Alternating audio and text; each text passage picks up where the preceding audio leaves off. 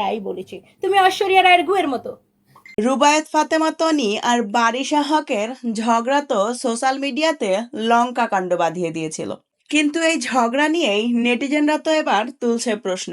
কেউ কেউ তো আবার বলছে এই ঝগড়া পুরোটাই সাজানো ছিল, কারণ রুবায়েত ফাতেমা তনি আর বারিশা হকের ঝগড়ার মাধ্যমে তাদের দুজনেরই নাকি বেশ লাভ হয়েছে।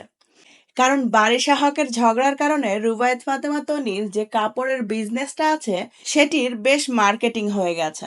সামনে ঈদ, অন্যদিকে রুবায়েত ফাতেমা তনির প্রেস ব্রিফিং এর জন্য বারিশা হকের হাজবেন্ডের কোম্পানির একটা বিরাট মার্কেটিংও হয়ে গেল। দেখেন যে আমার আমার মানে পোস্ট করে সরি পোস্ট করেছে, ওকে।